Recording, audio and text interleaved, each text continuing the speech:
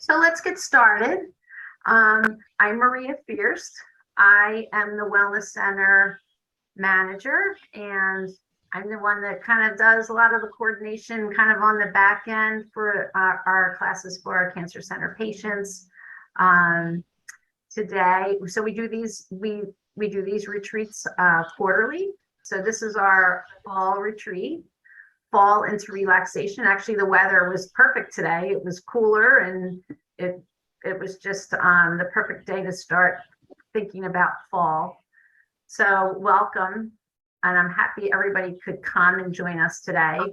Again, if you haven't had a chance to pull together some pillows and some blankets, if you have a yoga mat, that's great. If you have yoga blocks, if you don't, that's okay. And a bottle of water, if you have that handy, that would be great. Okay.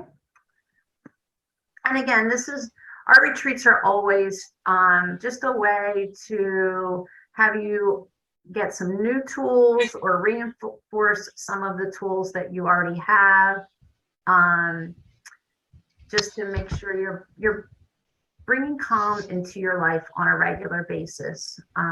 So it's really important for everybody, but it's important for us to really take this time and practice these things even when you're not with all of us. We're also going to have a cooking demonstration, which we always have, and you can kind of, if you have your screen up where you can see little boxes of us, you can kind of see Melissa. She's organizing in her kitchen at her home, and her husband's going to join her, and hopefully we're going to get a little peek at her daughter, because we usually get a little peek of her. Over the years, we've watched her grow up. And if you haven't muted yourself, please make sure that you're muted. So I'm going to talk a little bit about the presenters. Most of you know Nancy, but if you don't, Nancy McCormack is a certified yoga teacher, a registered yoga therapist, and a retired research scientist. She leads classes here for us at Capitol Health. She does virtual yoga classes on Wednesdays. She also does a monthly restorative yoga. She was here this week with our cancer center employees doing some yoga with them today. And she's also is affiliated with Unite for Her and other breast cancer resource centers. And we also have Melissa Phelps. She's also works here at Capitol Health. She works for Sodexo, and she's one of our oncology dietitians. She helps our patients to optimize their health and quality of life throughout their cancer treatment process. And it's always kind of a treat to kind of sit back, and that's what we're going to ask you to do. Don't take notes while she's cooking. I will send out the recipes tomorrow morning, but I want you to just relax and enjoy her cooking demonstration. Also, some of you are part of our classes, but just a reminder that we have multiple classes during the week for our cancer patients. They are all complimentary. We have yoga on Monday, every Monday weekly from 6 to 7. This is an in-person class and simultaneously a Zoom class. We have the Wednesday class that Nancy teaches that is only on Zoom from 5 to 7. We have 2 Tai Chi classes that are weekly. The Tuesday class from 5 to 6 is on Zoom only, and the Saturday 9 a.m. to 10 a.m. class is in person. And again, Nancy also does a restorative monthly restorative yoga class that is usually the first of the month. I have a feeling that next month with the wedding, we might be changing that date to the second Thursday of the month. She's nodding. So I will send that change out to all of you.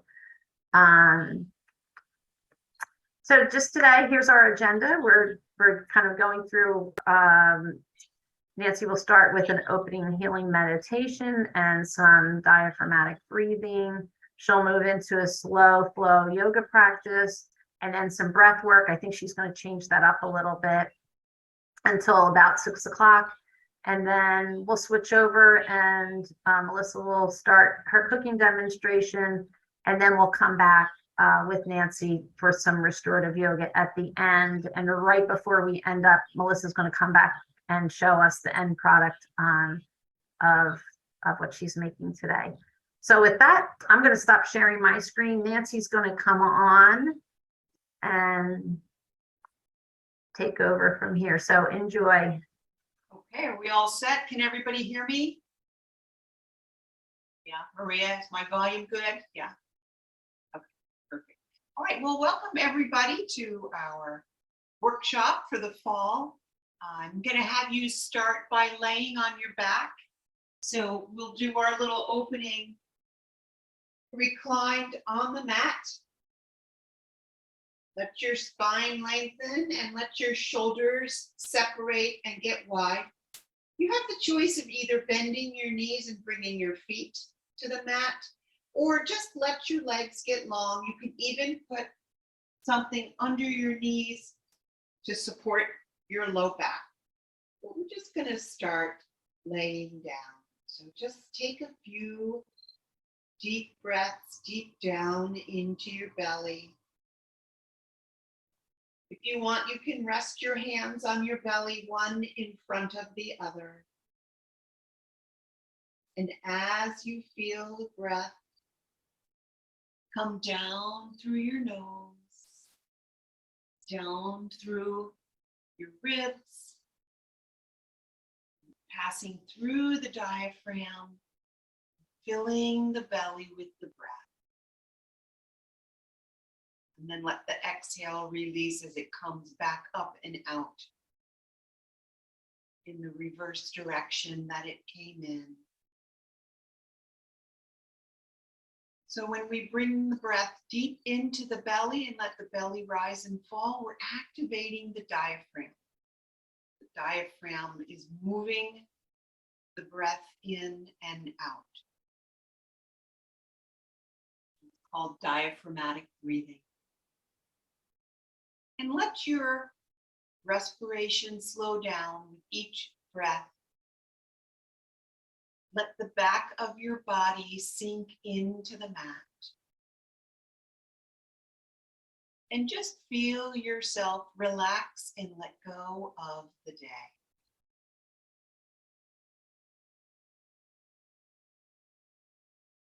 And when your mind wanders, come back to your breath.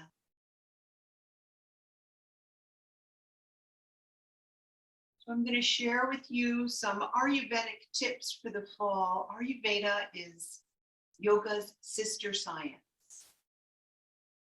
And we have what's called doshas, vata, pitta, and kapha. And we all have these doshas in our body. They're made up of the elements of earth: water, fire, air, ether, and earth. So in the fall, we typically talk about vata, which is air and ether. So just know that with summer ending, it's also a time for new beginnings. The fall historically marks the time of us coming together. We tend the earth as we harvest. And it's the season when we begin to draw inward, just as you're drawing inward as you rest on your mat. So maybe you've been feeling nostalgic or restless about the fall arriving. Maybe you've been resisting that inward pull, possibly feeling a bit scattered or anxious. As we ease our way back into our responsibility, back to work, maybe your schedule's picked up, the kids are going to school. We prepare for the winter, we put all of the summer gear away. We come into the fall. The winds begin to blow. The air gets crisper and cooler, and the temperatures fluctuate.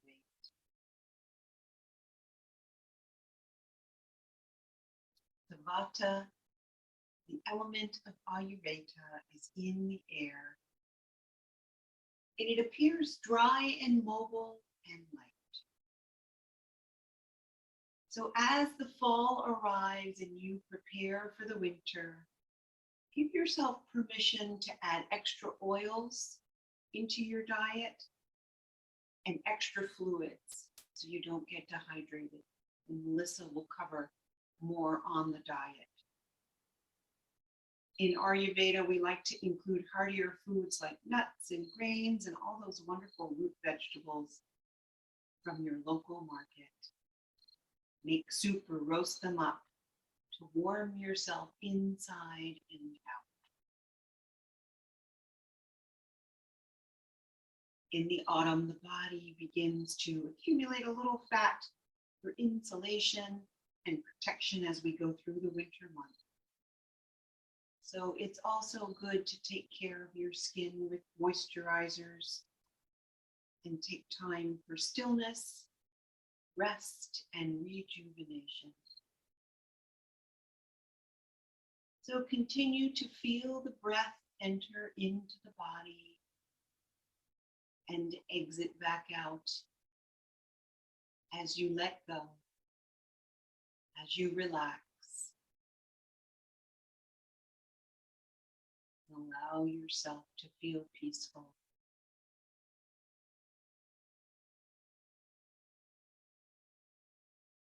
If this Vata dryness has your mind feeling anxious or spacey, just know that September is a really good time for you to focus on staying grounded and sure-footed. Take time for a nurturing and restorative stroll through the neighborhood, your local park, walking path. Pause and enjoy nature.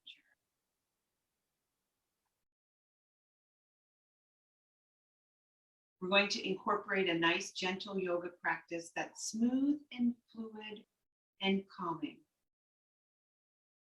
And this will sedate our nervous system. Another great way to calm the mind and the body during the fall is to take a nice hot bath with essential oils like lavender. It's the perfect antidote to help you maintain vitality, clarity, and calm through the blustery fall season.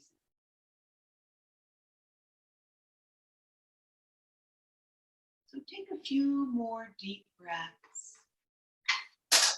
Feel into your body. Bring the breath down deep.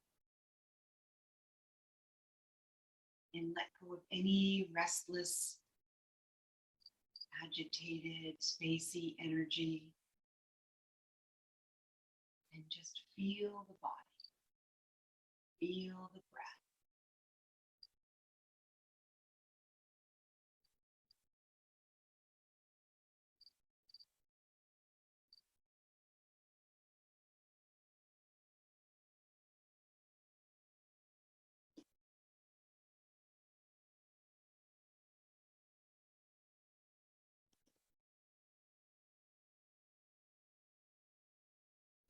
And then when you're ready, you can gently blink your eyes open.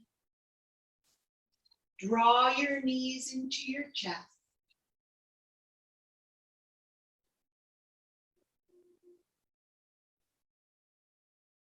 And we're going to bring our feet up into the air. And bring your arms into the air. We're going to warm the joints. So you're going to flex your feet and flex your palms. Point your toes and fold the hands and open, flex and close and open and close. And then make circles with your ankles and your hands. Just nice, gentle circles. Take your time. And reverse those circles in the opposite direction.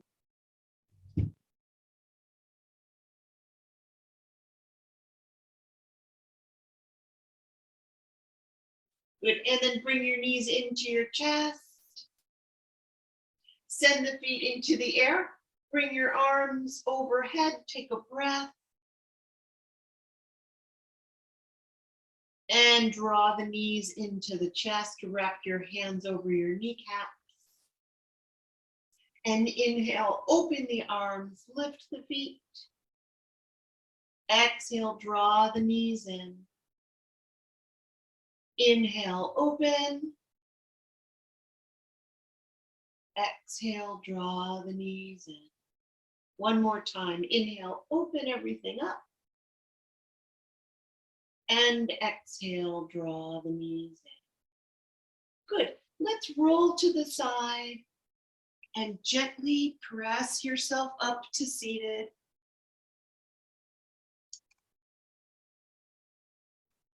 Good. We're going to come on to our knees and our ankles. Now, if this is upsetting for your knees or your ankles, you can take 2 blocks and you can put them underneath your buttocks and you can sit up on top of blocks. You can roll up a couple blankets or a couple of pillows so your hips are elevated. That gives your hips a little bit more room to drop down and it helps protect your knee. This is called thunderbolt pose. Good. We're going to clasp our palms together and then we're going to press the palms forward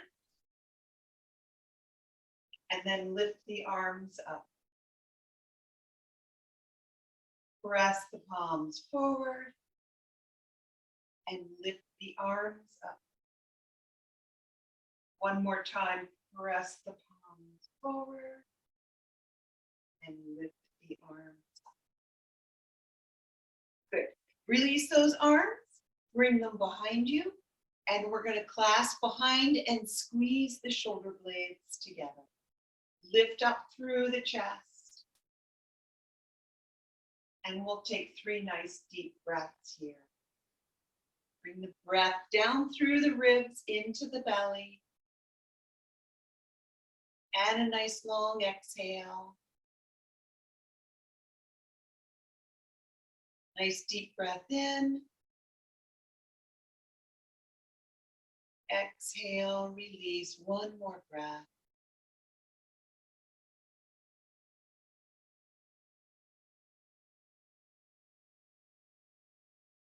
Good. Release your hands forward. You can slide your blocks, whatever props you had, out of the way and come to all fours. We call this tabletop.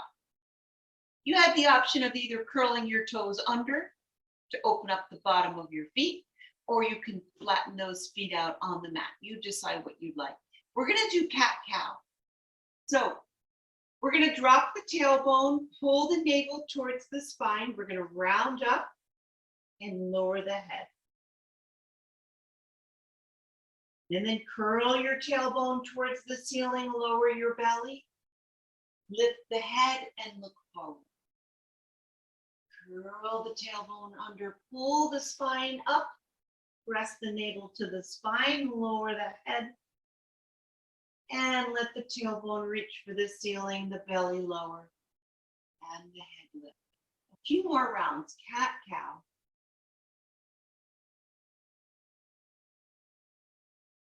Just taking your time, we're lubricating the joint. Gently moving the muscles, bring your breath in. As you lift the spine, we exhale. As you lower the belly, we inhale.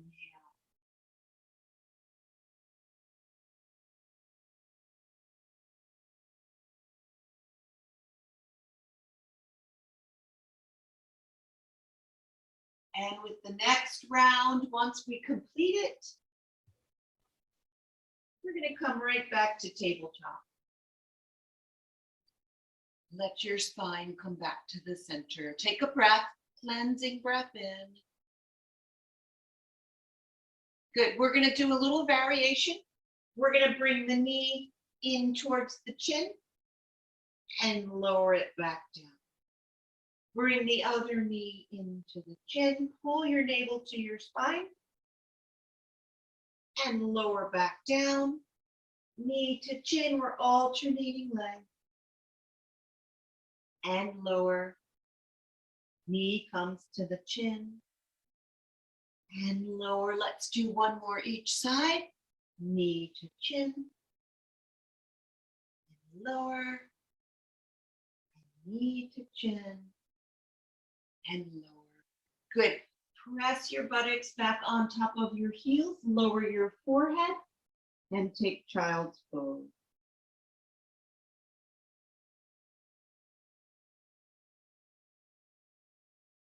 Take a nice deep breath in child's pose. Stretch your arms forward.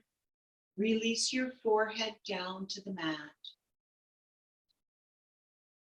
And take a nice breath or two.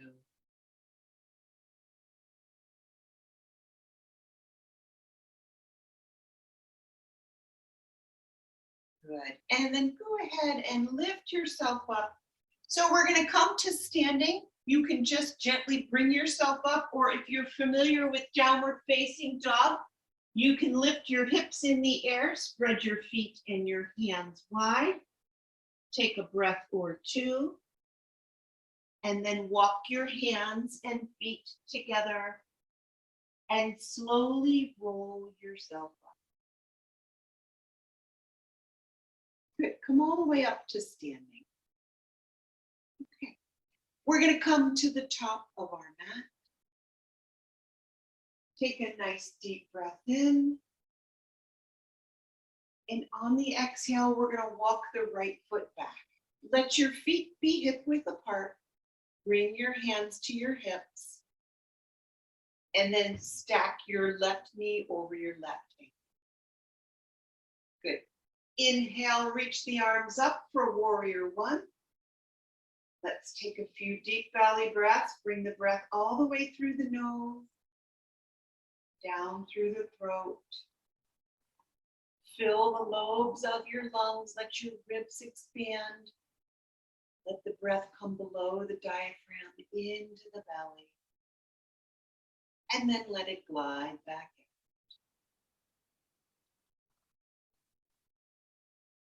Take a few more breaths.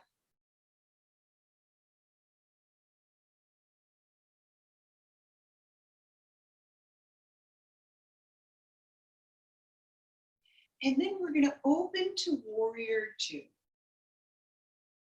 So your left toes are going to face the wall to the left. The right leg is long. Left leg is bent. Take a nice deep breath.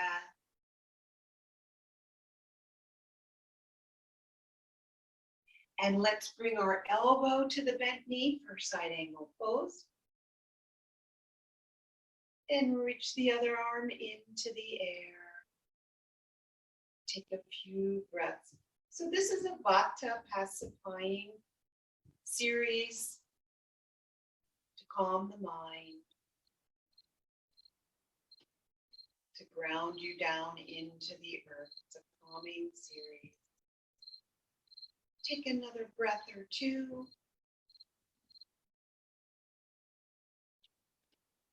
And then inhale, come back up. Take a nice deep breath here. And then turn your toes towards the camera. Bring your palms to your center and take a deep breath. Good. Let's come to the other side of the mat. Come to the top. Take a breath.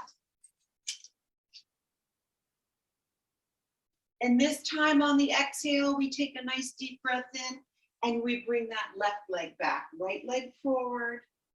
Stack your knee over your ankle. And we take warrior one. Good. Take a few deep breaths.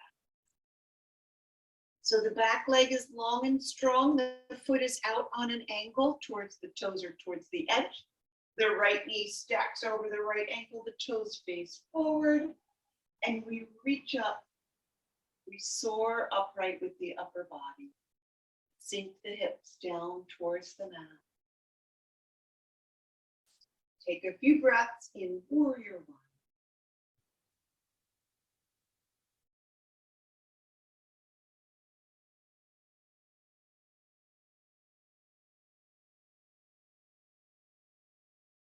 And on the next exhale, we open to warrior two. We're going to adjust that back foot so the toes face the camera.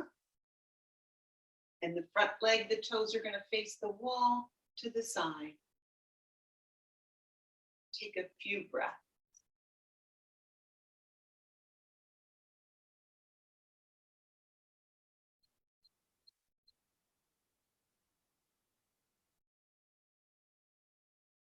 And with the next exhale, we're going to bring the right elbow to the right knee, lift the left arm up.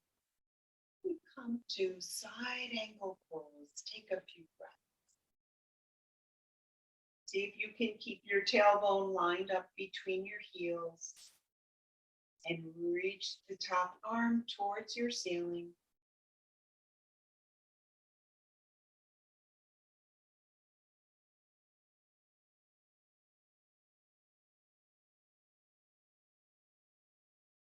And one more breath.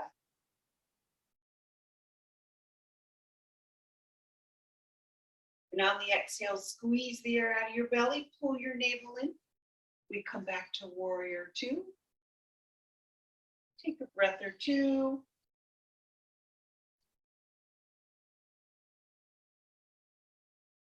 Sweep the back arm forward, and we come back to warrior one.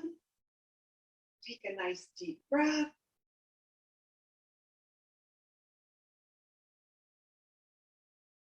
Bring your palms together, bring them back to your heart, and walk the back foot forward. Good, nice little series there for grounding and centering. Okay, we're going to come and we're going to widen our feet so they're wider than hip width apart. Yeah, feel free to move any props off of your mat. Beautiful. Toes face forward, heels reach towards the back wall. We're going to bring the arms out. This is 5-pointed star. We've got a foot, a hand, and the top of the head. Those are your 5 points. Take a nice deep breath.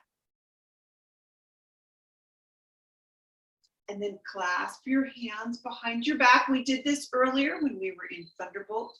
Squeeze the fingers, wrap them together. Maybe you can get your palms together. Lift up through the chest and see if you can press your shoulder blades together. You can keep your head neutral, looking forward, or you can lift your nose towards the ceiling. Take a breath.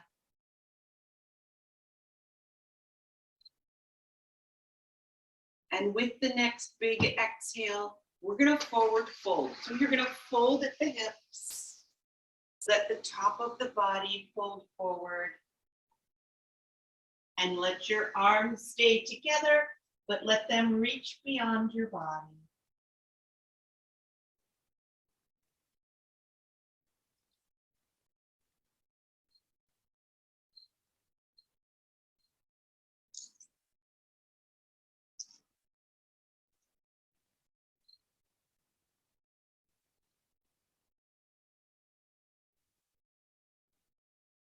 And take one more breath. See if you can shake your head free as you stay in your forward fold.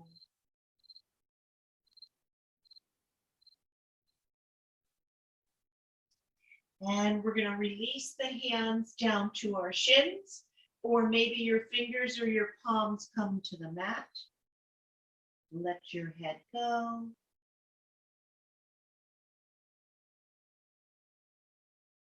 And then walk your right hand over to your right ankle. If you can, hook the hand around the ankle and reach the left arm up into the air.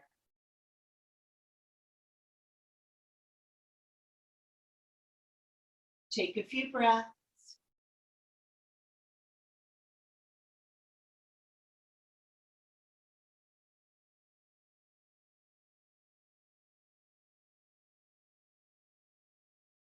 And walk both hands back through the center of the mat. Bring your left hand to your right ankle And release the right arm into the air. Take a few breaths.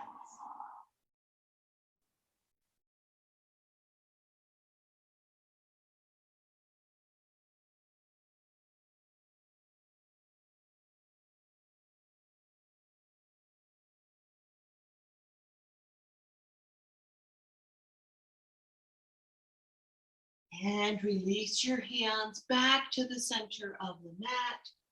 Take a nice deep breath here.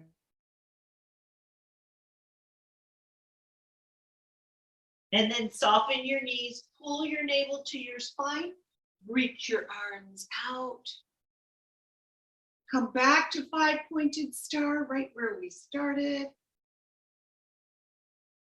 Good. Sweep the arms up overhead. Bring your palms together and draw them to your heart center. Excellent.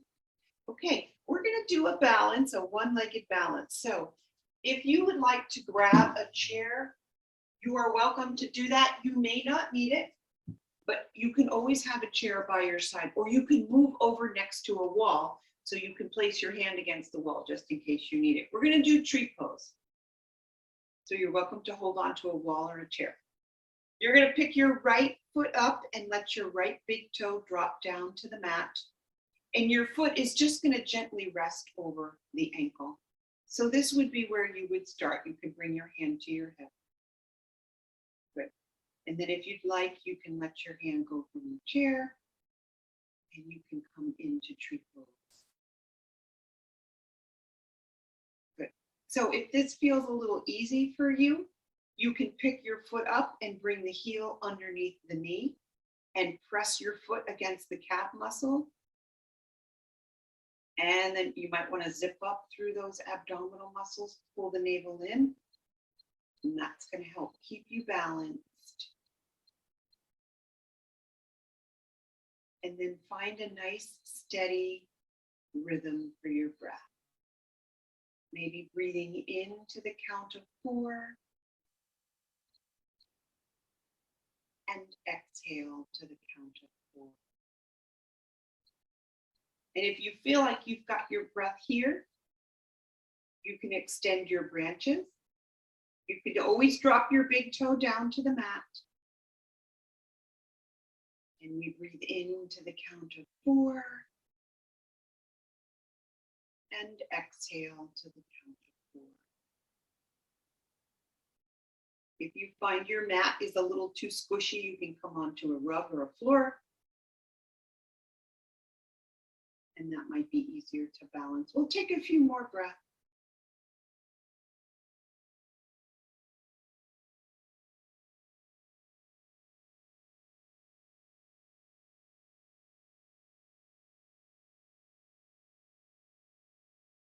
And then bring your palms back together. Draw them to your heart center. Take a breath.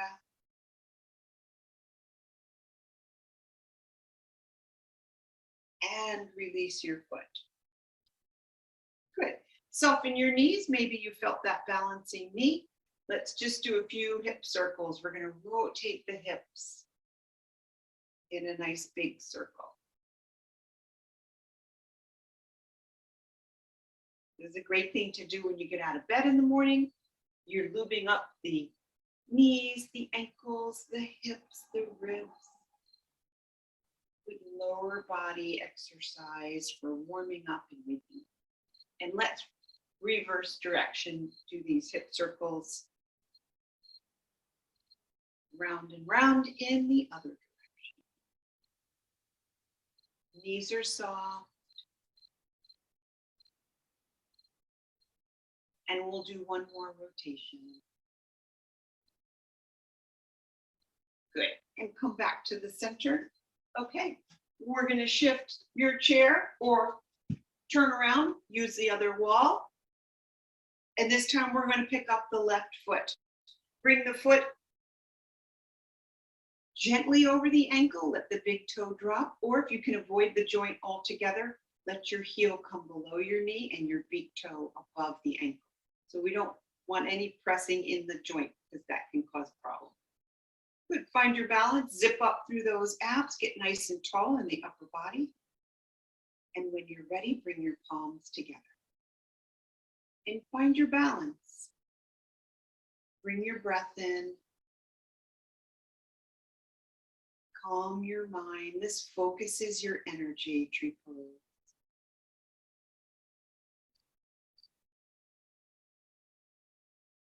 Breathing in to the count of 4 and exhaling to the count of 4.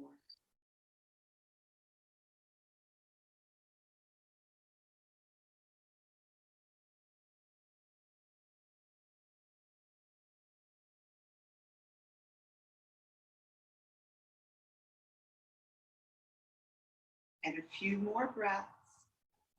Yeah, when you're ready, you can bring those arms overhead, open your branches, maybe even let those branches come all the way down. And then gently bring them back up.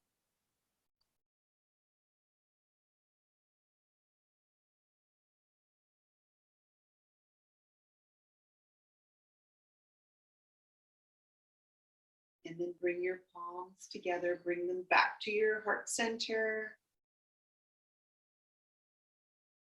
Take a nice deep breath.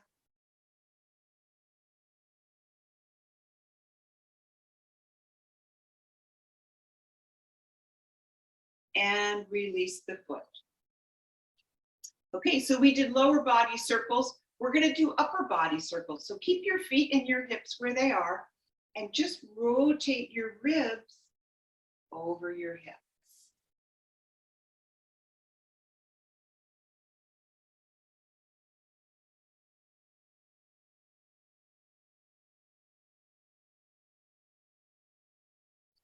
And we'll do one more in this direction. So you want to pull your navel in and then reverse.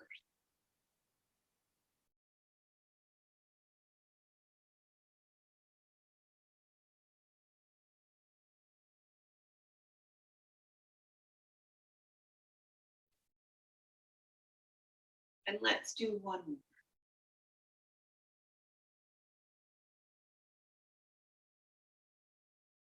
Good, we come back to center. Excellent. Okay, if you've got a chair, you're welcome to move it aside. We're going to come back down towards our mat. We're going to take a nice little transition and come back to downward facing dog. Or you can come all the way down onto your belly if you're not comfortable with downward facing dog. But otherwise, let's bend our knees. Inhale, reach up. Exhale, forward fold. We call this swan dive. Your hands come to your shin. Inhale, look forward to the top of your mat. And then walk your hands out back to downward facing dog, or come down to all fours, hands and knees. Take a breath or two.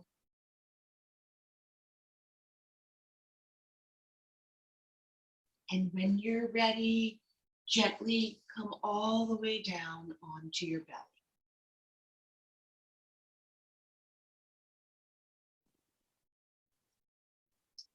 So we're going to bring our elbows right underneath our shoulders. Let your fingers come forward. Let your palms spread wide. We call this Sphinx pose. So it's a nice gentle back bend. If you have any lower back issues, you're going to come down one hand on top of the other to crocodile pose. Otherwise, take a few breaths here.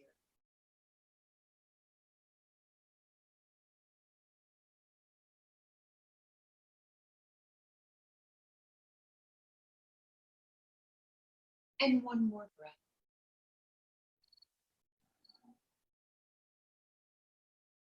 Good. We're going to turn onto our side. Bend your knees. So your body should be in the center of your mat. You're going to bend your knees so they come to the front edge, and your ankles are going to line up on the front edge. We're coming to mermaid pose. So rest your head in your hand. Bring your top hand in front of you on the mat. And take a breath here in mermaid pose.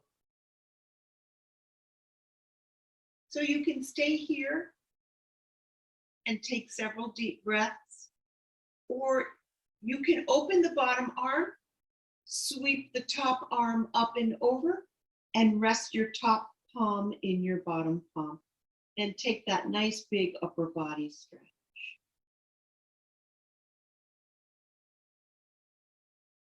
Find your breath, breathing into the count of 4, and exhale to the count of 4.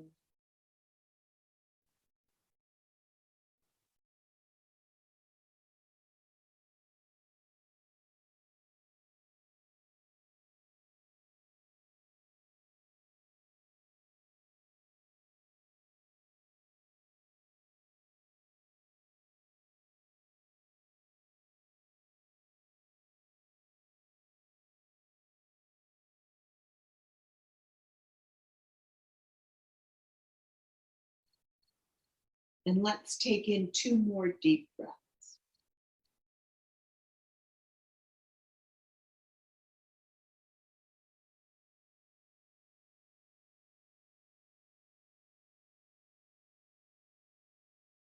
And then take your arm back up in the air, press it down into your mat in front of your ribs, and use the arm to push you back up.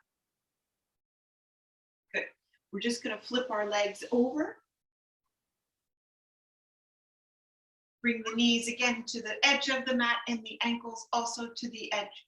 Slide down. Let your head rest in your hand. Take a breath. Let the top arm come forward and the palm reach into the mat. Working our way into mermaid pose on the other side. When you're ready, you can lengthen the bottom arm. Let it come all the way down. Rest your head on the inside of your arm.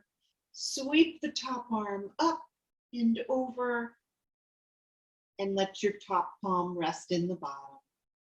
We take a few breaths.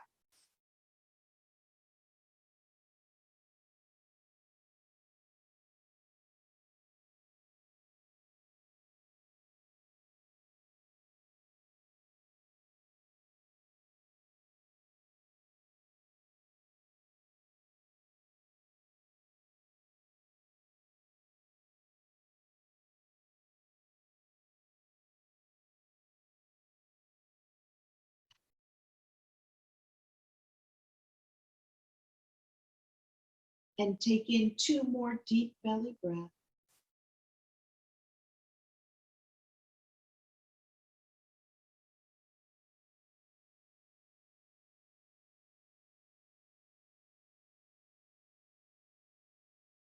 And sweep the top arm back into the air.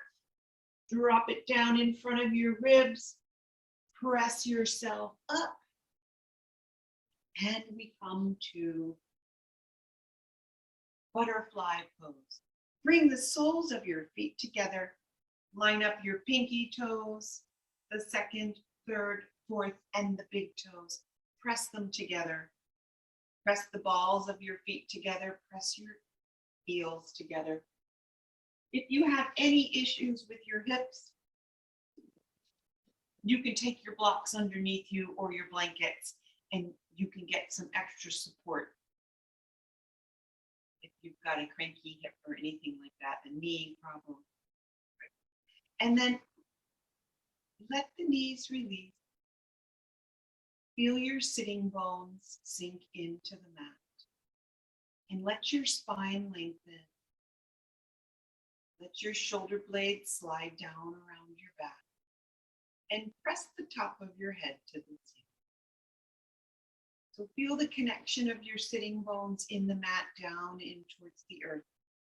And the top of the head reaching up into the air and the ether. Really good for calming the vata. Settling your energy, bringing in calmness.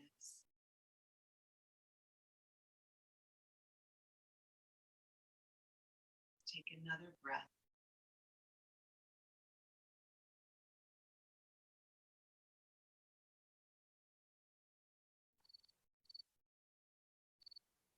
Good. We are going to gently find our way onto our back. Bend your knees. Place your feet on the mat. And let your spine lengthen. Let your shoulder blades separate. Good. We're going to take the left foot and bring it above the right knee and gently press that left knee away. So you might know this as figure 4, or we call this reclined pigeon pose in yoga. So the ankle is above the knee and the knee presses away from the body. So you can stay right here. Just let your hands rest on your inner thighs, your knee or your foot. You might really be feeling this in the left hip. You can walk the right heel closer to your buttocks and you can feel that left hip a little deeper. Take a few breaths.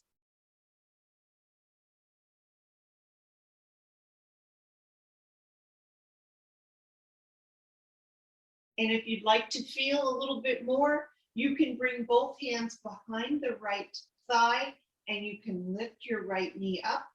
This intensifies the posture.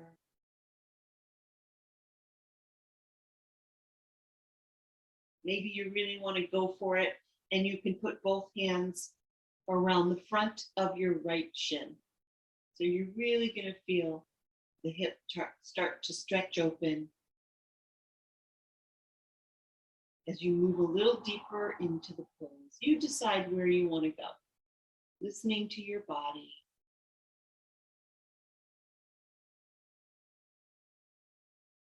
Breathing in and breathing out. Nice, steady, even breath.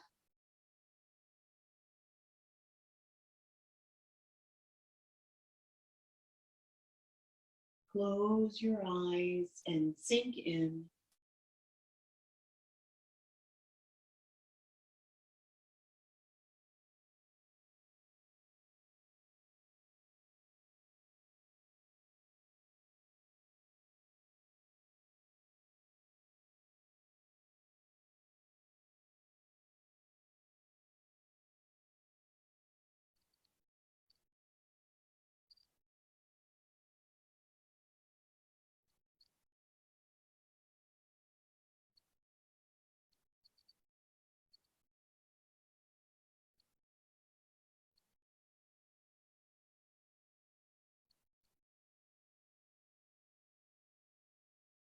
And on the next exhale, you're going to gently bring that right foot into the center of your mat.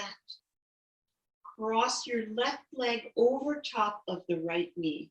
So it's a nice tight fit. Left leg over the top of the right knee. Extend your left arm out perpendicular to your body. And you're going to let both knees slowly move over to the right. And then you're going to look to the left. And if you've got pillows and blankets and props, you can put those props underneath your knees so they have some place to land.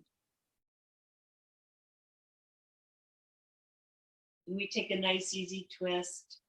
The knees go over to the right. Gently roll your left ear over to the left.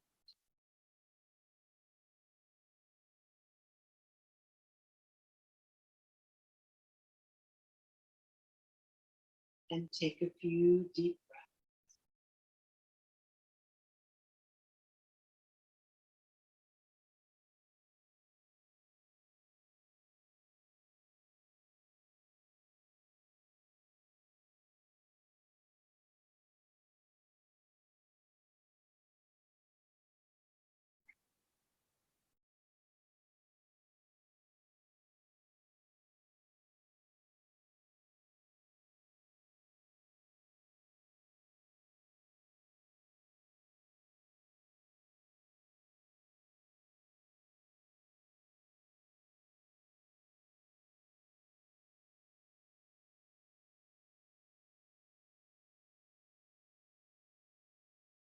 And then bring your head back to neutral, looking to your ceiling.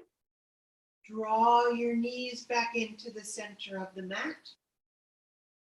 Unhook your legs and bring both knees into your chest. Take a deep breath.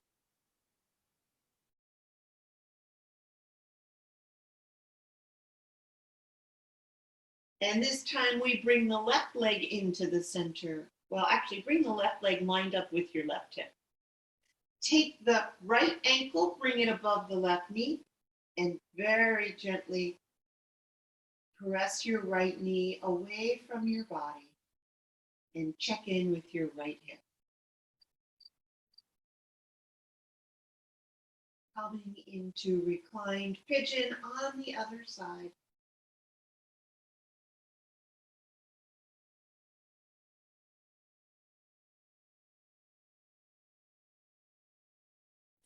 And you can walk your heel in closer to your buttocks and come a little deeper into the posture.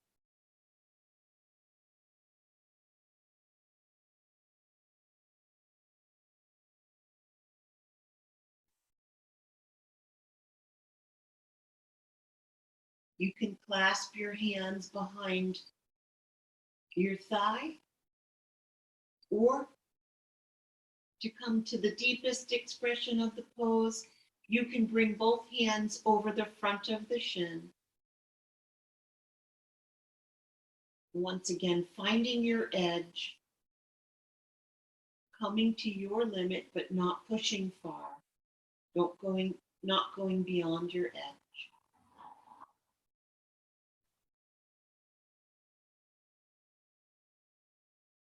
And stay there and just breathe.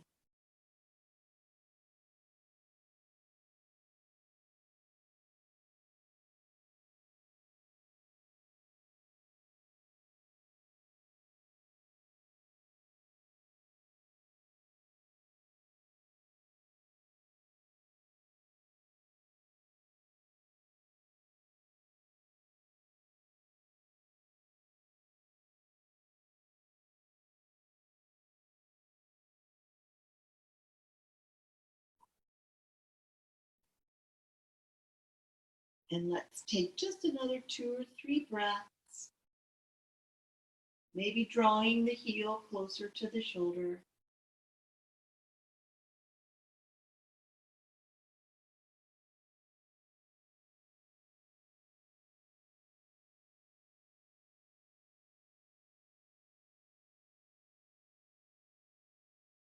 And with the next exhale, bring that left foot into the center of the mat.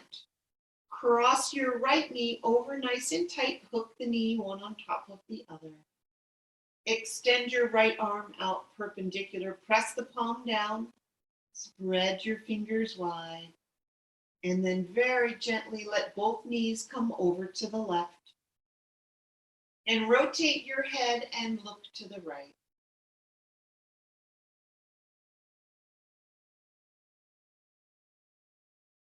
Take your gentle twist to the other side.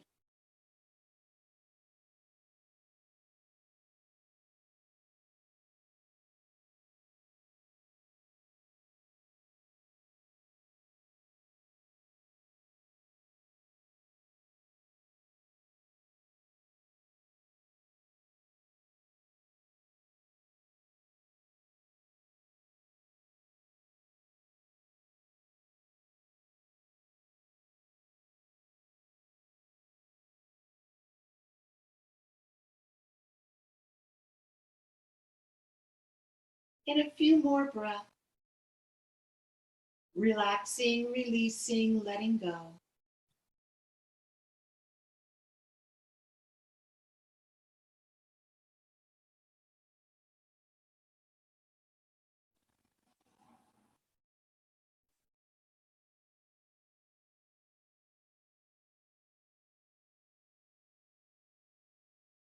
And bring your head back to the center, looking to the ceiling. Draw both knees back in. Unhinge your legs. Bring both knees towards your chest, towards your ribs. And take a nice deep breath.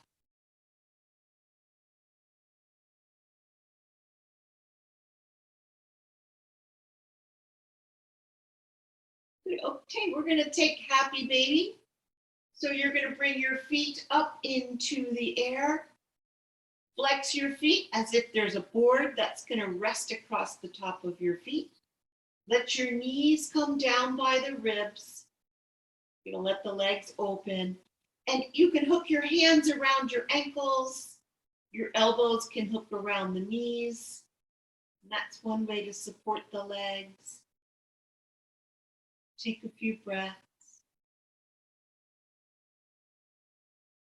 Or if you like, if you have access, hook your fingers around the outer edge of your feet and let your knees drop a little closer to the mat. This is happy baby.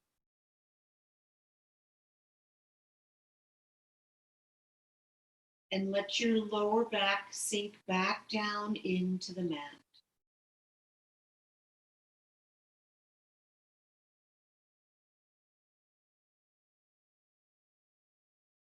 And take a few breaths.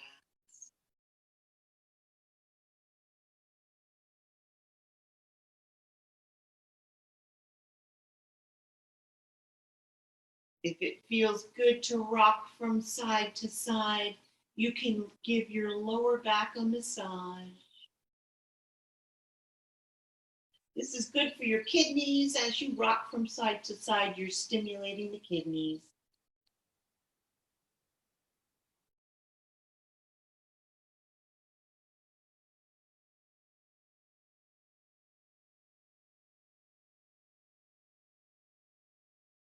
And we'll take one or two more breaths.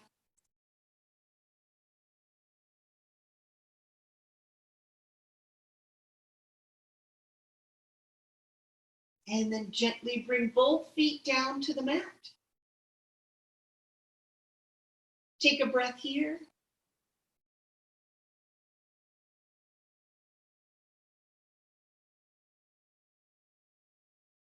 And then roll to your side. And press yourself back up.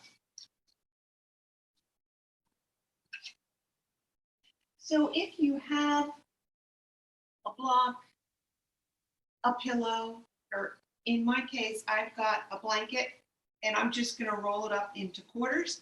So it's just 2 or 3 inches thick and I'm going to have a seat on it. So you are welcome to elevate yourself on whatever props you have. And we're going to do a little pranayama. And pranayama is one of the 8 limbs to yoga. It stands for breath work. So we're going to do a nice gentle breath work. Normally we do Nadi Shodhanam in these workshops, but I'm going to bring another bit of pranayama in. It's called Ujjayi breath. It's also known as ocean breath. Some people call it Darth Vader breath, but it's a really nice warming, calming breath. And since the fall weather is arriving, we find we may need a little bit more warming. So we've got that cool weather coming in. So I thought the Ujjayi breath would be really nice for us to learn.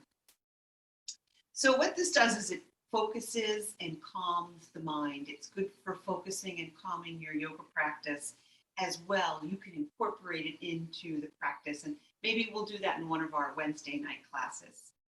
So it's really good, this breath, to use when you're feeling agitated or when you're feeling stressed.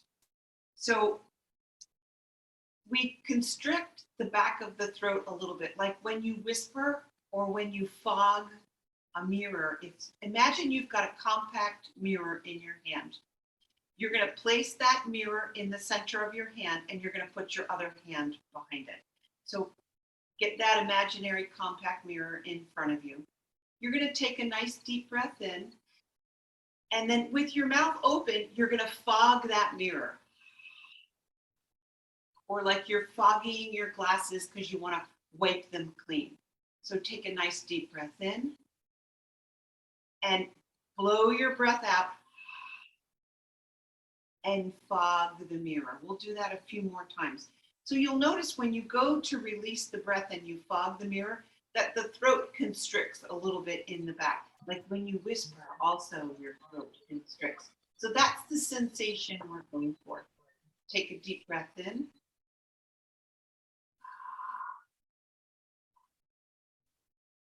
And fog your mirror. So we're going to breathe into the count of 4. And then when you fog your mirror, see if you can extend the breath to the count of 6 or the count of 8.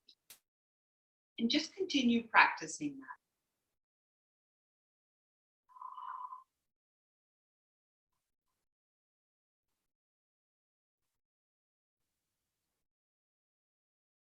And let's do that one more time. We inhale through the nose and exhale, fog the mirror through the mouth.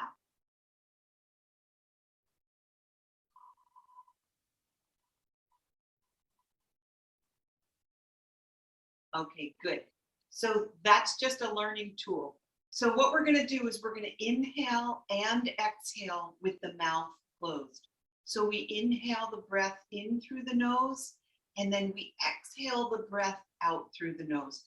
Here's where you're really going to feel the warming of the breath, the moist air coming back out, because it's coming back out through the nose rather than the breath.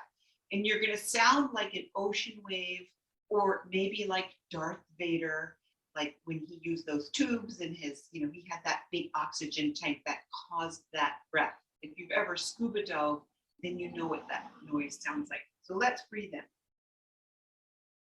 Exhale with the mouth closed, this time back out through the nose. Inhale to the count of 4 through the nose. Exhale to the count of 6 or 8, back out through the nose. And you can drop your mirror, breathe in through the nose, back out through the nose.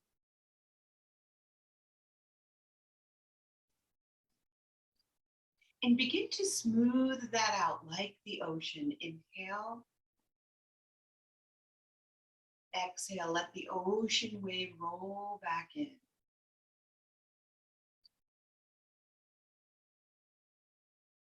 Few more breaths.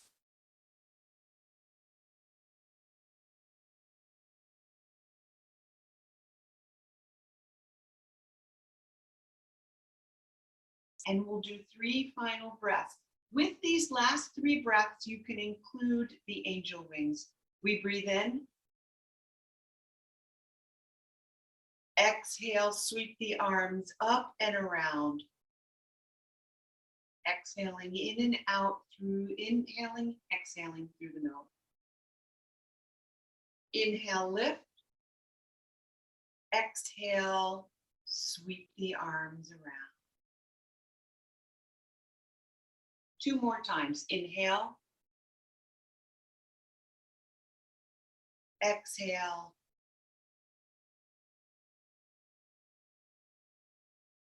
Last time, inhale.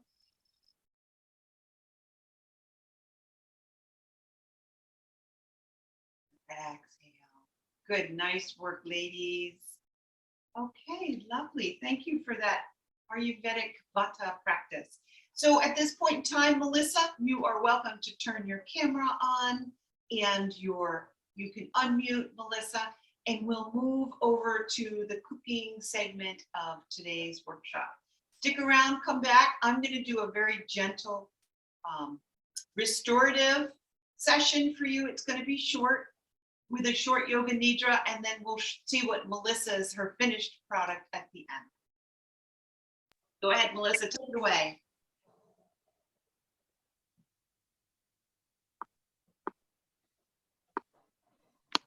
I'm going to step in for just a second. This is Maria. So just a little preview before Melissa gets started. She's going to do a healthy cooking demo like she always does. Today, it's going to be Italian mac and cheese, which yummy, right?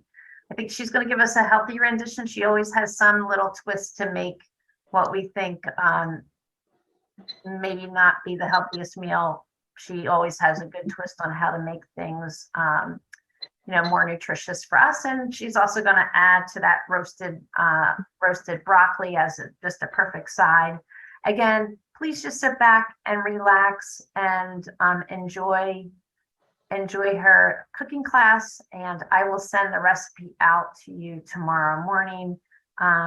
Make sure you're muted. I think everybody is. And then I will stop sharing and Melissa can come on. Okay. All right. Thanks so much, Maria. And thanks for having me again. And thank you, everybody, for joining the cooking segment of this retreat. So what we're featuring today is Italian mac and cheese, which is your traditional mac and cheese mixed with a red sauce and some Italian seasonings, but a healthy rendition of it. So let's get started. We have a lot of work to do in 20 minutes.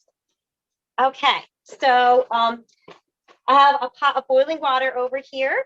This is a 16-ounce box of whole wheat pasta, and always look for whole grain or whole wheat, because that means that it's made from the whole grain and it has more dietary fiber. If not, a bean-based pasta is also okay, like lentil or a soybean-based pasta. Those would be fine as well. So boiling the pasta is a no-brainer. You follow the instructions on the box and you strain it when you're done. But I figured I'd just show you how you sort of multitask in the kitchen doing different steps of the recipe. What I have here is a Dutch oven. Okay, and I'm gonna tilt the camera this way, full of hot olive oil. And what we're gonna add first is 1 diced yellow onion. Woo! Yeah, that sizzle.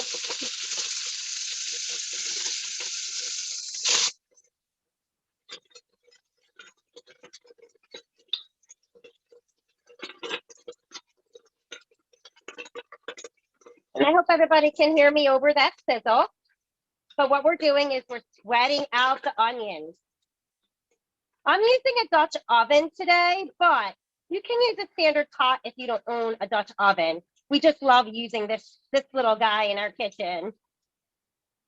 And so basically all of the flavors from the onions is sweating out into the pot. You start to feel the onions soften, and you start to smell that aroma in the kitchen of cooked onions, which I personally enjoy. And so we're going to do this roughly until the onions are cooked to soft to light brown. The excellent thing about onions and garlic is that it adds flavor to the dish without adding salt. And that's what I love about it. Also, onions and garlic are both plant-based foods. And so they're rich in phytonutrients, particularly a phytonutrient called allyl sulfur.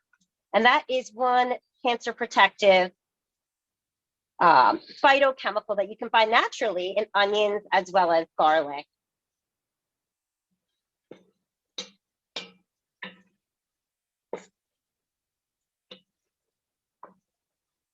All right. Now, when we add in the garlic, we don't want to put it in at the same time as the onion because we don't want the garlic to get too brown. In fact, we're only going to saute the garlic for about 30 seconds. And then we're going to add in our ground turkey. I'm using ground turkey for this recipe simply because it's an excellent alternative to red meat and can be repurposed in like pasta-like dishes. All right. So I'm just going to give it about 30 more seconds, and then I'll add in a little bit of the chopped garlic. And this is 4 garlic cloves. Now, still stay on the mat. You guys will be getting the recipe at tomorrow from Maria. But this is 4 minced garlic cloves. All right. And you start to see the onion sort of change a little bit in color, and that's part of the browning caramelization process. So instead of it being that stark white, it's now starting to turn more beige in color. And I think it's about time now to add in the garlic. Right. So we're just gonna mix it in. If you hear a crying baby in the background, that's my daughter. My husband was initially gonna help, but she got a little needy right at the beginning of the cooking demo. It's an occupational hazard. All right. So about 30 seconds, not as long. Is she okay? All right.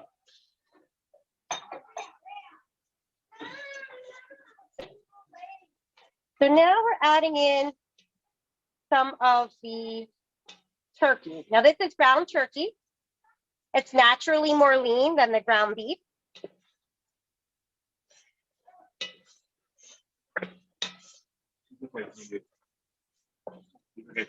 Sure. You want to start? All right.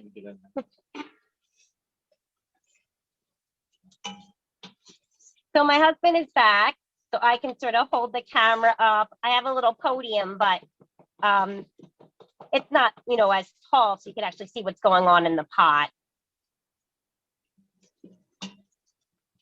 Okay.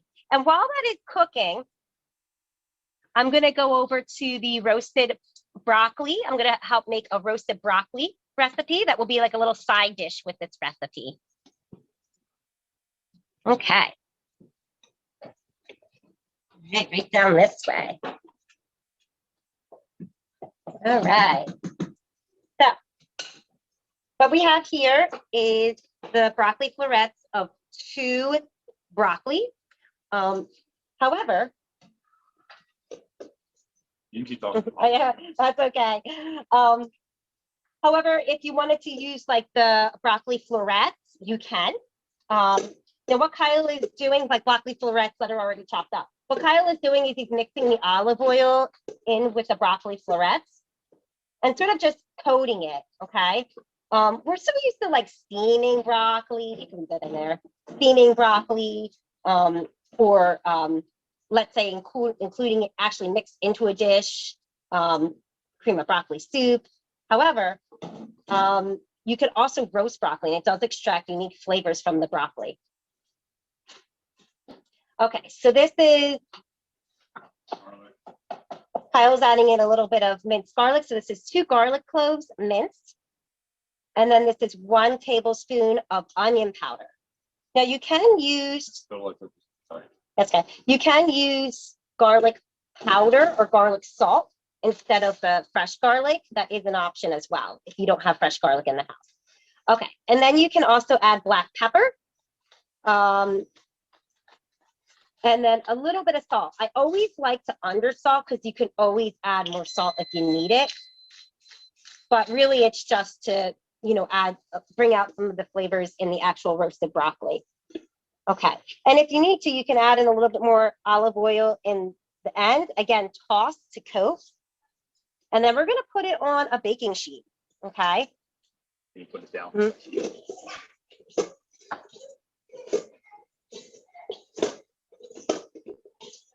And we're going to put this in the oven at 375, okay? So 375 for about 20 minutes, but you can check intermittently. Really, you just want to make sure that the broccoli is tender and cooked through. And if it is, then that's how you know you have a finished product. Now we're going to go back to our Italian mac and cheese recipe over here. Melissa, the question was, is that extra virgin olive oil? Yes. Yes, it is.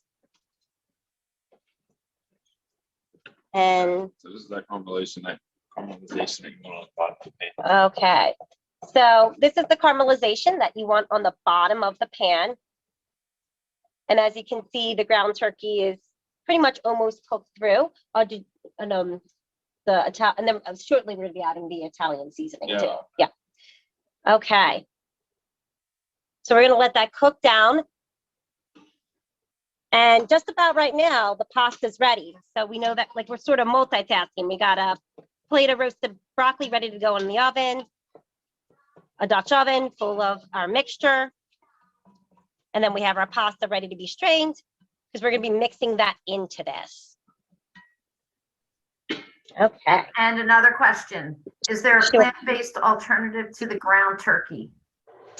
Yes, so you can definitely utilize a high protein pasta. I personally like lentil pasta. Oh, I love this guy too. I just happen to have it ready. Chickpea based pasta, so Banza pasta. So it just has more protein.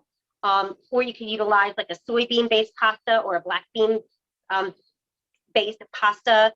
I personally like explore cuisine. And then we always have Banza in the house. I think it mixes really nicely into these mixed dishes. Any other questions in the chat before I continue? Got one more question. Tempeh, is that an option? I'm sorry, what was the question? Tempeh, Pepe, you said? Tempeh. Oh, tempeh. Okay. Yeah, you can definitely utilize that for sure. You know, if some of you aren't familiar, tempeh is a whole soy food. And based on current literature, soy-based foods, whole soy foods like tofu, tempeh, soybeans, edamame, don't provide any estrogenic effect like they used to, so they are safe to consume as a breast cancer survivor. So now Kyle just put the broccoli in the oven. We're gonna set our timer to 20 minutes. Just so we make sure it doesn't burn us or multitasking. That would be really bad. And basically we have the ground turkey cooking down and Kyle has the pasta ready to go, which he'll be mixing in shortly. Okay, and we're gonna show a technique called deglazing in a couple minutes. So deglazing is basically the action of adding in red cooking wine to a hot pot. And what it does is it extracts the flavors of the onion and the garlic and whatever else you happen to have in the pot. So in the recipe, I put in for 1/4 cup of red cooking wine.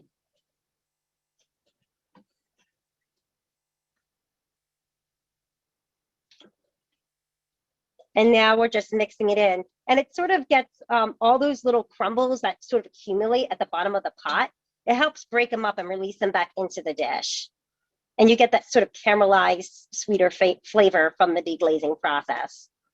You can also use too, if you don't want to use wine, if you're doing like a vegetarian or a vegan base, you can use like a vegetable stock. Would also help just really get those flavors off, and whatever you're sauteing at the bottom of the pan, the vegetable stock will work just as well. We're using wine because I'm using a red sauce, and that's how I like to use my red sauce.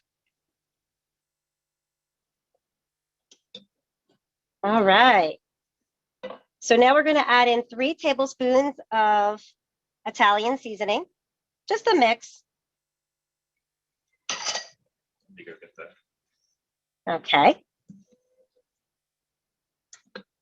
And now, all right. So now we have it all mixed together. And what we're going to add at the very end here is 2 cans of crushed tomato, each can 28 ounces. I love this recipe because legitimately my husband can pick up the baby from daycare at 5, come home, get her settled in, and cook this so that luckily when I come home at 6:15 in the evening, dinner is ready. It's just that simple. All right, so we're gonna go slowly. I don't want the red sauce splashing all over the camera. We personally use this brand. And basically, it's just not as acidic. So that's why we like it. But some brands of crushed tomatoes are just a little bit more acidic in flavor. And if you use a different brand, you might need to cut a little bit of the acidity with maybe some Truvia or a little bit of honey or some stevia. But this brand tends not to be as acidic. So that's why we like using this brand particularly. Okay, so now we're going to turn down the heat. So the heat has been at medium high. We're going to turn it to medium low. we're going to add in our 16 ounces of cooked pasta. Okay. Mix that in.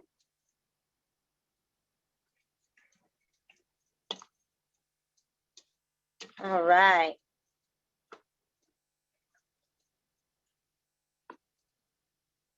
And I like this too because it reheats easily. So, you know, it's obviously making a big pot. It's a lot of food for 2 adults, and I have a 2-year-old here. But what I like is that you can take the leftovers, put them in a small container and bring it to you for work. If you have a microwave, it's super easy just to heat up.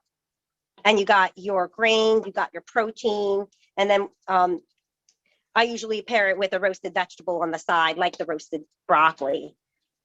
I have those little Pyrex containers, so it teaches us portion control too, right? That's important.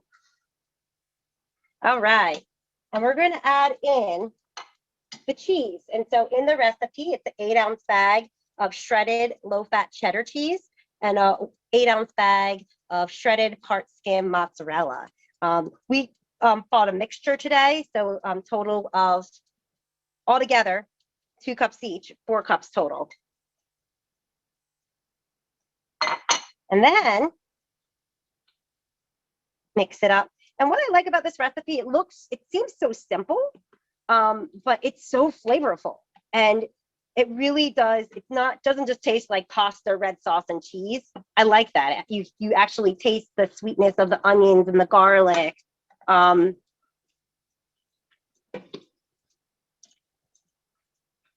the good thing is that you're getting your dietary fiber. If you're doing like a whole wheat or bean-based pasta, you're getting a lot of fiber in this dish. And so it's really filling. Higher fiber foods have a higher satiety factor, which means that basically when you're doing like a whole wheat pasta or bean-based pasta, a lot of fiber, you're going to feel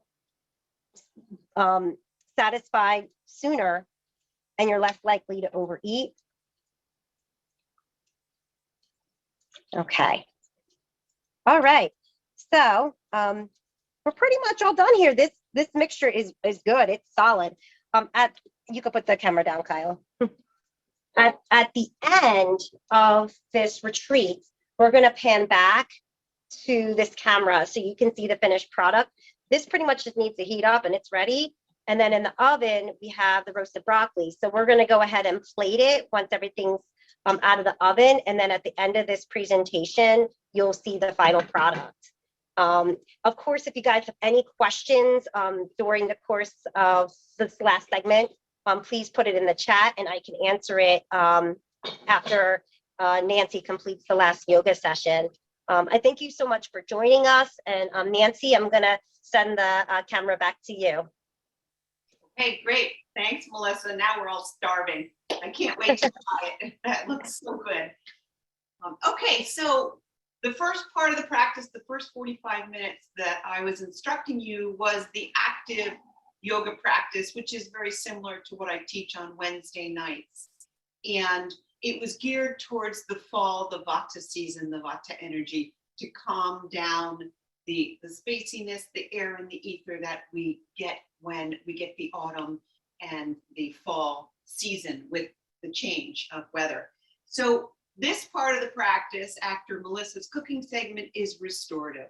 So this is completely about unwinding, cooling down totally the central nervous system and balancing the left and right hemispheres of the brain. So this is the passive part, whereas we did the active part in the beginning. So this is where you're going to need all your props. So I have this set up for our first restorative pose. I have 3 blankets and a pillow. 4 blankets would be fine. So the first blanket, you're going to fold into a rectangle and then fold it into thirds, and you're actually making a pillow. So this is a pillow for your head. So if you have a pillow, you are welcome to use a pillow, but otherwise you can take this blanket, you're going to put it at the top of your head. So it's just wide enough for your shoulder so that your head stays level with the shoulder. right? So it protects the neck. The second blanket you're going to take, fold it in half, fold it into quarters,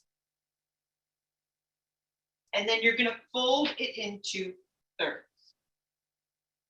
So now you've got a rectangle that's about an inch. It could even be 2 inches tall. And you're going to put that up right on the edge, the top edge of the mat. And then I have a pillow. It's basically a sofa pillow. You can fold up another blanket so that it's an inch or 2 high in a rectangle. And you can have that be down here. So that's for your knee and your ankle. It needs to be wide enough or long enough that your knee and your ankle is going to both fit on it at the same time. And then the fourth prop is the third blanket. I folded it in half, folded it into quarters, and then folded it into a rectangle. So it's about the width of my body. So I'm taking that last blanket and I'm making a Tootsie Roll. I'm rolling it up. So I have a Tootsie Roll, and that comes down to the bottom. So we've got a pillow or a blanket folded for our head. We have a rectangle for our elbow and our hand. We have another rectangle, a pillow or a blanket for the knee and the ankle. And then we have a roll at the bottom for our ankle. Okay, I'm going to show you how to get into this. So you're going to come onto your belly. Place the first blanket underneath your head, and you'll look towards the camera. The second blanket is for your elbow and your hand. So it's ideal if it's 2 inches high. So you may even be able to fold your rectangle into a long, skinny rectangle and let your elbow and your hand come level with your shoulder if you can get it that high. Good. Bring the other blanket or pillow. Your knee and your ankle are going to rest so that your hip and your knee are level. And then that Tootsie Roll all the way down at the bottom of the mat is what your other ankle is going to rest on. Okay, so we have our head on the first blanket, our hand and elbow on the second. You're lining up your elbow with your shoulder. Your knee and your ankle are down on the pillow, and your knee and your hip are level. And then you've got your other ankle over the Tootsie Roll. Good. So both arms are bent like goalposts. And you're just going to sink into this posture.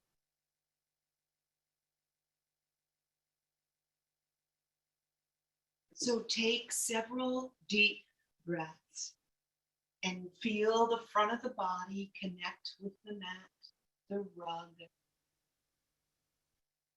wherever you're resting, sink in with each breath.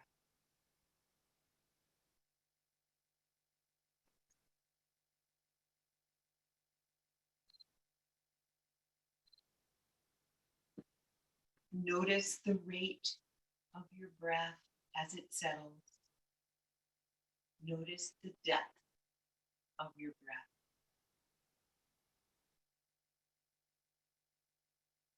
And notice the quality of your breath. Nowhere to go, nothing to do. Just fully letting go.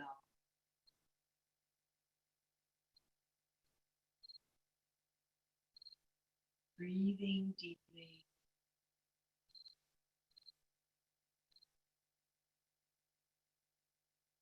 And when we practice restorative yoga, we want to find a deliberate stillness. Your mind is a gateway to stillness.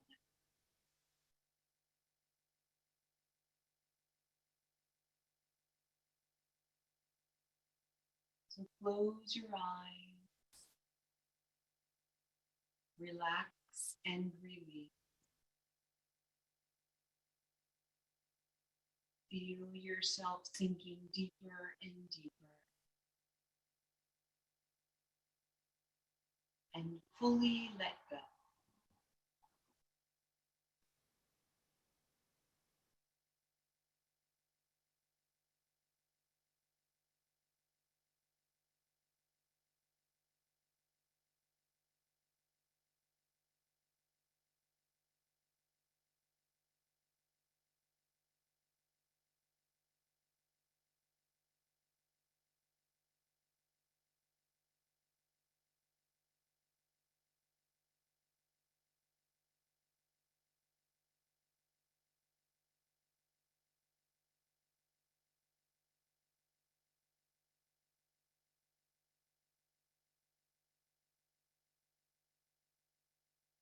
And just give yourself the permission to do less instead of more.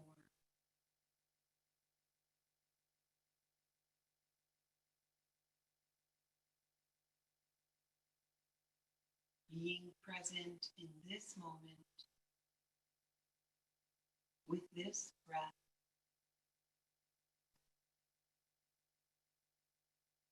And allow your mind and your body to make whatever shift it needs to make.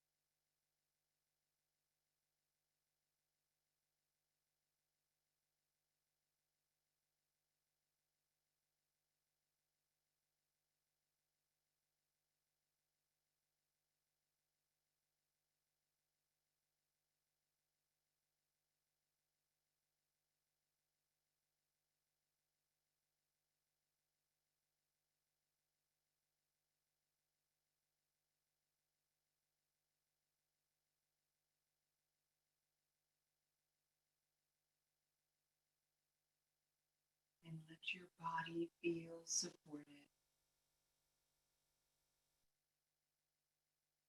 Allowing the release of any muscular tension.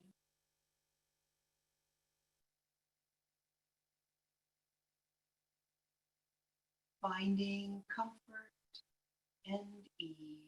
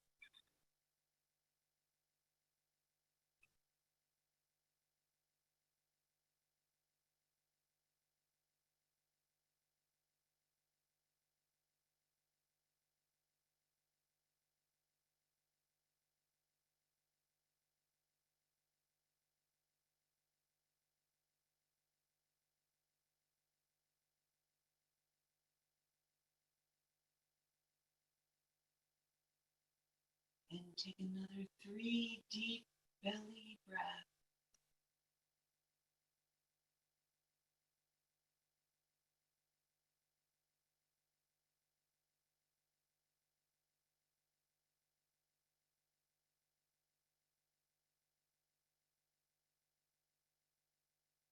And then gently open your eyes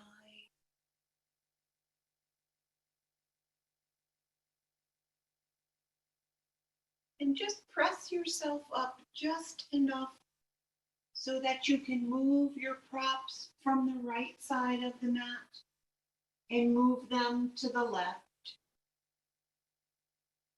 The two pillows that were on the edge just get shifted to the other side.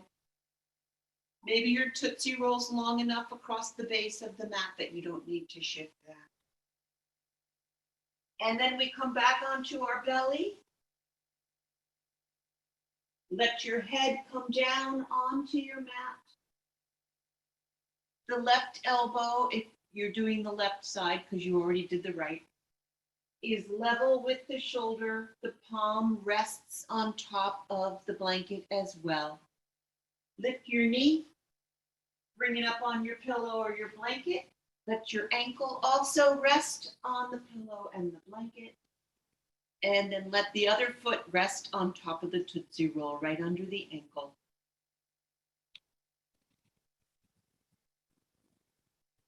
And make any adjustments that you need to make. If you need to raise the pillow or raise your arm, you can even add blankets to elevate the arm and the leg.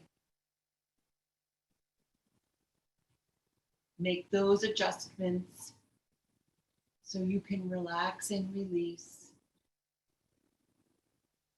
gently opening the other side of the body.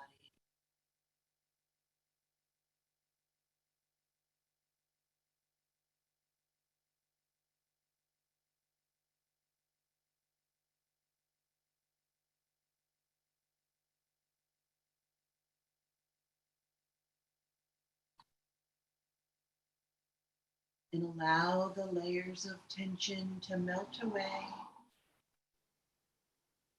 Just becoming present, noticing where you're holding on, where you need to release, and allowing your body to let go.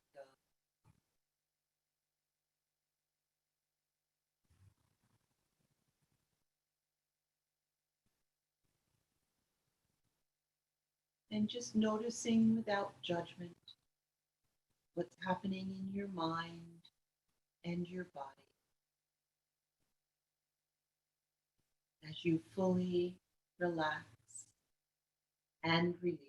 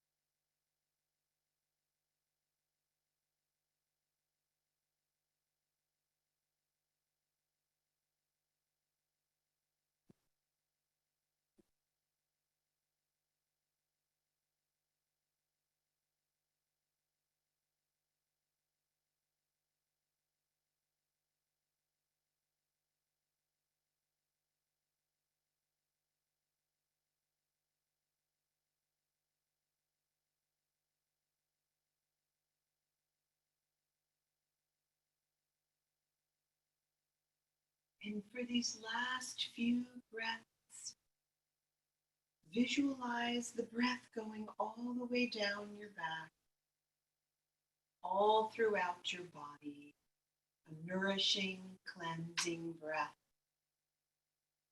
nurturing yourself.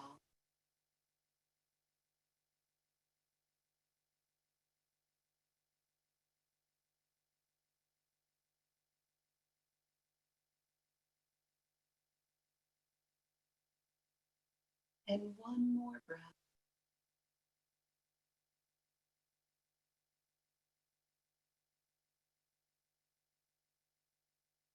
And then gently press yourself back up.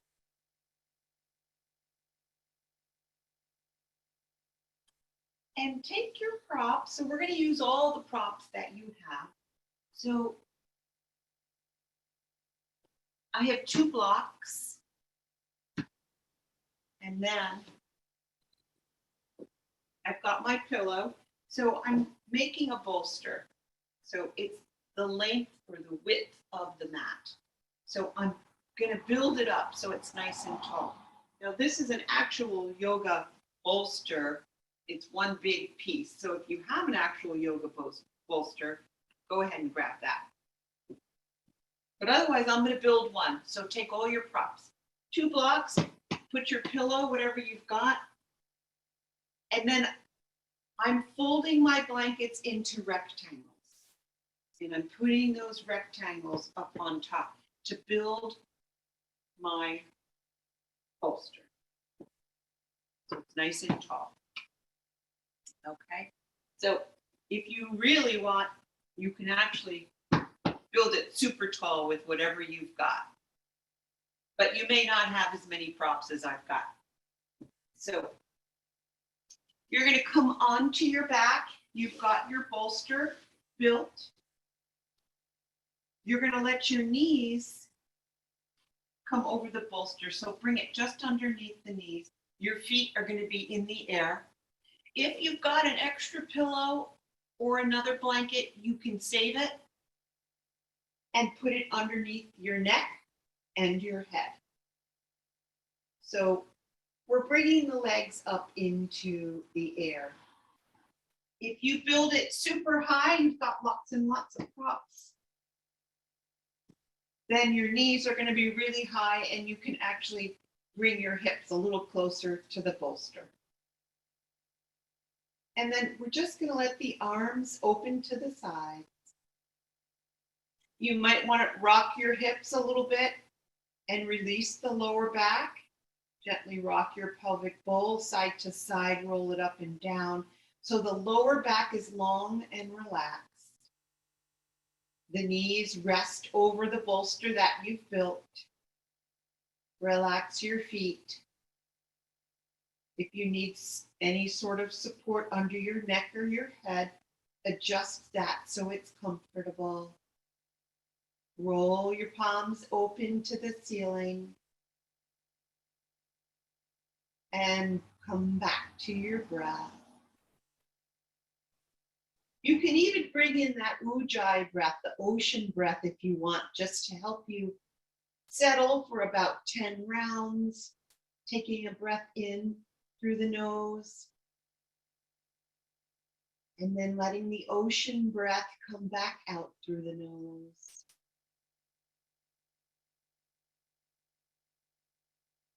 Inhaling to the count of 4. And exhaling to 6 or 8, just lengthening the exhale. And letting the body once again sink into the mat, sink down towards the earth.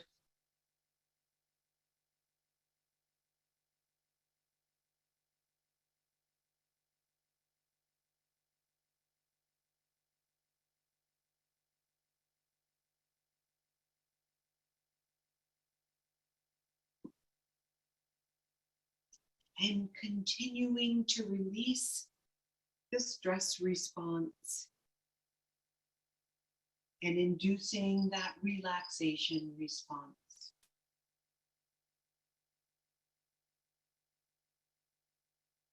just knowing that, letting go of the stress and coming into relaxation mode that helps to protect and strengthen your immune system.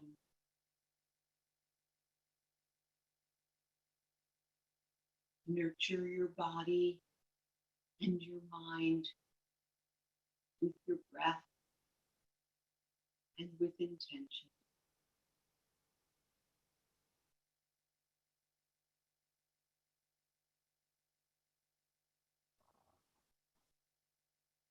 No effort, no movement. The mind is quiet.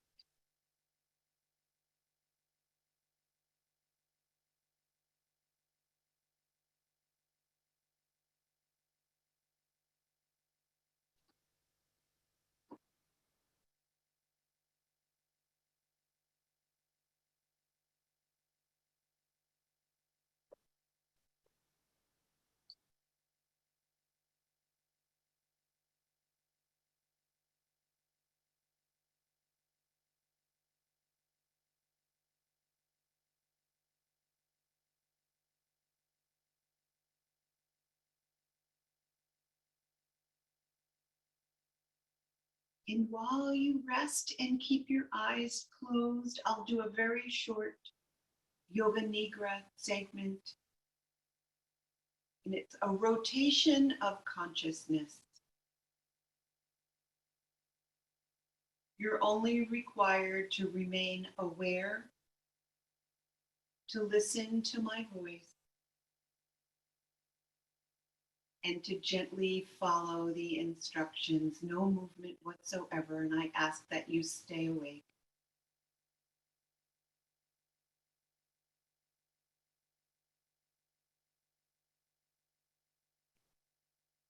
Take a nice deep breath in and a nice long exhale.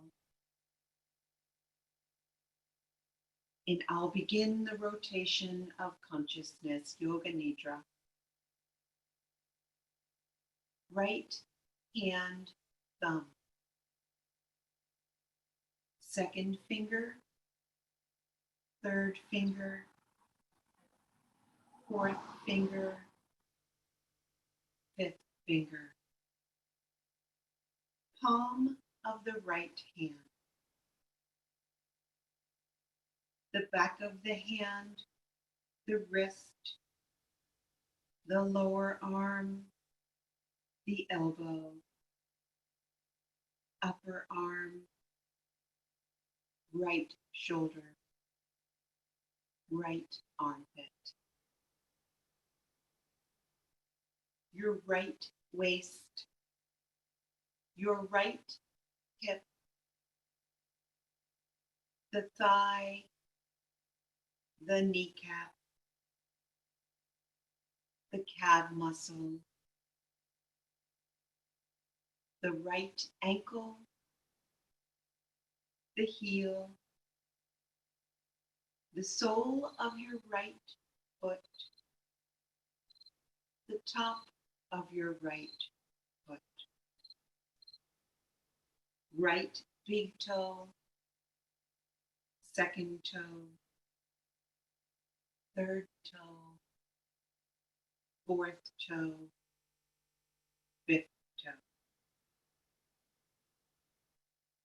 Become aware of the left hand thumb, second finger, third finger, fourth finger, fifth finger, palm of the left hand, back of the left hand, the wrist, the lower arm, the elbow, upper arm, left shoulder, the armpit, left waist, left hip, the thigh, the kneecap, the calf muscle, left ankle, heel, the sole of the left foot, the top of the left foot, the big toe, second toe, third toe, fourth toe, and fifth. Become aware of the back of your body, your spine, your buttock, the back of your head, the top of your head, your forehead, left eyebrow, right eyebrow, left eye, right eye, nose, mouth, chin, neck. Become aware of the whole right side of your body. Become aware of the whole left side of your body. Become aware of your whole body. Your whole body. Your whole body.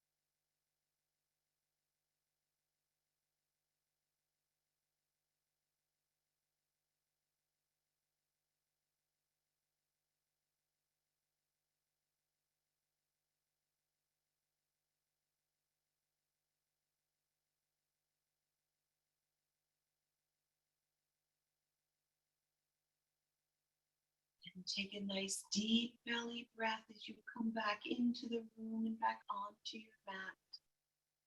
Come into your body and begin to move and gently roll to your side.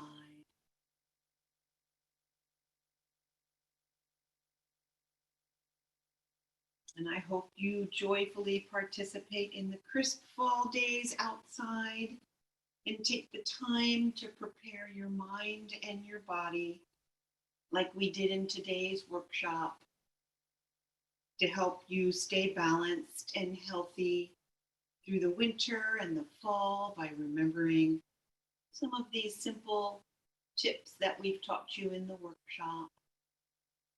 Take your time coming up to seated. And then I'm going to let Melissa show you what she's made, and Maria will wrap things up with a few more words. Okay, thanks so much, Nancy. So I'm here to show you the finished product. And it's the roasted broccoli and the Italian mac and cheese. We put a little bit of Parmesan cheese on top of it. But what I like about this recipe, like I said, is lunch is ready. So got my little Pyrex container. And my husband has a little bigger one, but lunch is pretty much ready. All you have to do is pop it in the microwave for 30 seconds. As you're cooking it, it does thicken. So you'll notice that. And you'll also notice that the second day, it might be a little bit more flavorful, just like a soup. One thing I did want to note is I always make one little error, and I don't know if anybody noticed, but I added in the ground turkey before I deglazed. And in the recipe that Maria is sending you tomorrow, you're actually supposed to deglaze before you add in the ground turkey. So that whole deglazing process with the red cooking wine, you do right before you add in that ground turkey. And then that's pretty much it. It's an easy recipe. I hope you guys, try it at home. Thank you so much for joining us here for the cooking demo segment, and for Nancy. You hear my daughter humming on the side. But I appreciate everybody coming out tonight, and I'm gonna send the camera back over to Maria. Thank you guys, and take care. Hello, everyone. We'll finish up. I'm just going to throw a slide back on. So thank you so much, Nancy, and thank you so much, Melissa.